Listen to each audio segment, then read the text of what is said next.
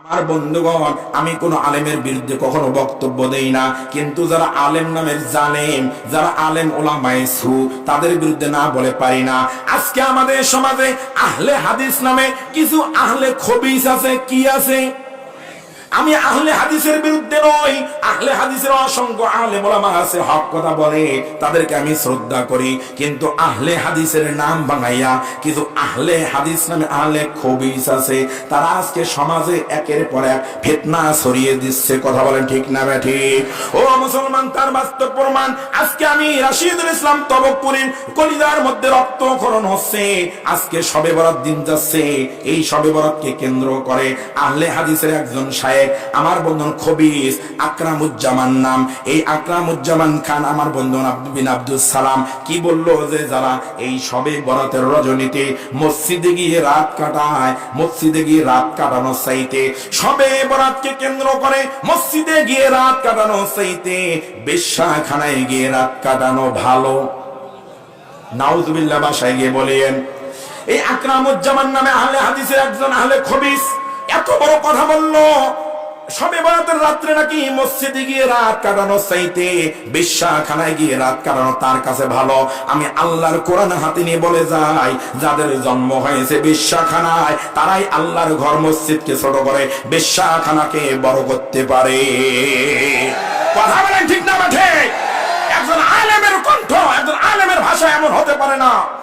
মুসলমান নাকি শবে বরাতে মসজিদে গিয়ে রাত কাটানোর চাইতে বেশ্যাখানায় গিয়ে রাত কাটানো নাকি তার জন্য ভালো। জোরে বলেন নাউজুবিল্লাহ। এটা কি আলেম হতে পারে? এটা একজন আলেমের মুখের ভাষা হতে পারে? এদেরকে যারা আলেম বলবে, আমার তো মনে হয় আল্লাহ তাআলা তাদের উপর রাগান্বিত হবে। কথা বলেন ঠিক না মাঠে?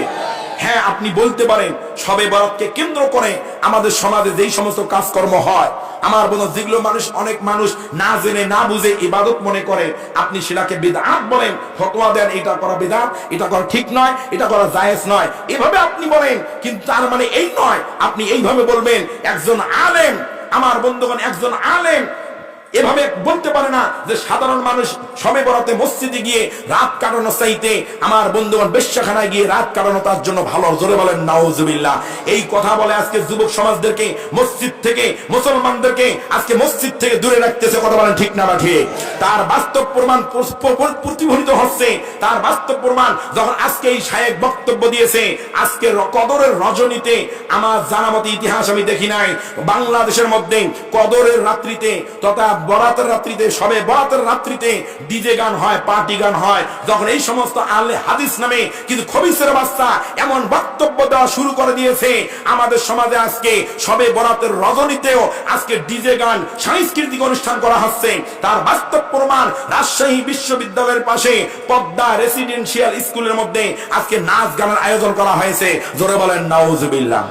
এটা মুসলমানের দেশে মুসলমান হিসেবে আমাদের জন্য দুঃখের বিষয়, আফসোসের বিষয়, পরিতাপের বিষয়। কথা বলেন ঠিক না ঠিক? আমরা মাননীয় প্রধানমন্ত্রীকে বলবো, আপনি তাহাজ্জুদ পড়েন, আপনি কোরআন পড়েন, আমরা যদি আপনি রাত জেগে জেগে ইবাদত করেন। আমরা জেনেছি যে এই কুলাঙ্গার আজকে মসজিদকে বেশ্যাখানার সাথে তুলনা করে বলল রাত্রি মসজিদে কাটানোর চাইতে বেশ্যাখানায় কাটানো ভালো। অনতি বিলম্বে এই সমস্ত আহলে খবিসের বাচ্চাগুলোকে গ্রেফতার করতে হবে, করতে হবে, করতে হবে। যদি না করেন, সামনের দিনে যদি কোন আহলে খবিসের বাচ্চা মুসলমানদের দুশমন, ইসলামকে নিয়ে, মসজিদকে নিয়ে, মাদ্রাসা নিয়ে এত বড় কথা বলে, মুসলমান তাদের জিহ্বাগুলো টেনে ছিঁড়ে লাল কুত্তাকে দিয়ে হবে। ও মুসলমান, এর জন্য যদি কখনো ঈমান রক্ষার জন্য, ইসলাম রক্ষার জন্য, মুসলমানদের ঐতিহ্য রক্ষা করার জন্য যদি কখনো এই সমস্ত আহলে খবিসদের বিরুদ্ধে জিহাদের জন্য কোন আলেম ওলামার পক্ষ থেকে ডাক আসে, ও সুন্দরগঞ্জের মুসলমানেরা আপনারা কারা কারা দিয়েছেন দুহাত তুলে আমার আল্লাহর দেখান।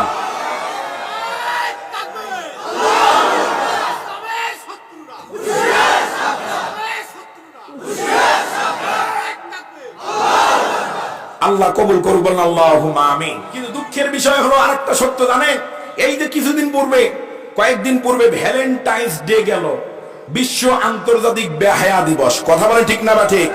তার বিরুদ্ধে এই সমস্ত শায়েখদের ফতোয়া নাই। এই যে পহেলা বৈশাখ আসতেছে, তার বিরুদ্ধে এই সব শায়েখদের ফতোয়া নাই।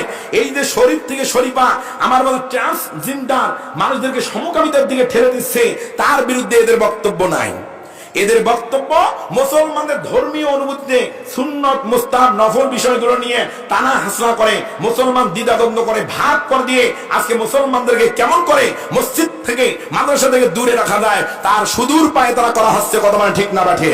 এরা ফিলিস্তিন ইস্যুতে কোনো কথা বলে না, আমার নবীকে নিয়ে ব্যঙ্গ করলে এরা তখন ফতোয়া দেয় মিছিল করা হারাম, হারাম মিটিং করা হারাম, প্রতিবাদ করা হারাম, এই সমস্ত ফতোয়াবাদী করে তারা এসি রুমের মধ্যে বসে থাকে, আমার নবীকে নিয়ে কুরুক্তি করে, এরা কথা বলে না। ফিলিস্তিন, মায়ানমার, চেচনিয়া, বসনিয়া সব মুসলিম কান্ট্রিগুলোতে যখন কাফের বেঈমানের বাচ্চারা আমাদের উপর হামলা চালায়, গুলির মতো পাখির মতো গুলি করে, আমার মতো গুলি করে পাখির মতো মানুষ মারে, মা বোনদেরকে ধর্ষণ করে, তখন এই সমস্ত শায়েখরা কোনো কথা বলে না।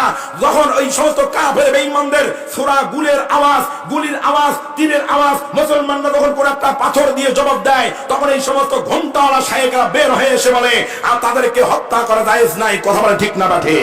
তখন তারা ইসরায়েলের পক্ষ নিয়ে দালালি করে। আমি বলতে চাই এই সমস্ত ঘোমটাওয়ালা শায়েখ যারা, এরা দেখবেন দিনের পক্ষে কথা বলে না, আজকে মুসলমানদেরকে ভাগ করে দিচ্ছে। এই যে রমজান আসতেছে সামনে, এরা দেখবেন ঠেলাঠেলি করবে, গুতাগুতি করবে। তারাবি 20 রাকাত নয়, তারাবি 8 রাকাত। তার মানে কেমনে করে মুসলমানদেরকে ইবাদত থেকে বঞ্চিত করা যায়, মসজিদ থেকে বঞ্চিত করা যায়, তার সুদূর পায়ে তারা চলতেছে। কথা বলেন ঠিক না মাঠে? এরা সুদূর পরিকল্পনা করতেছে।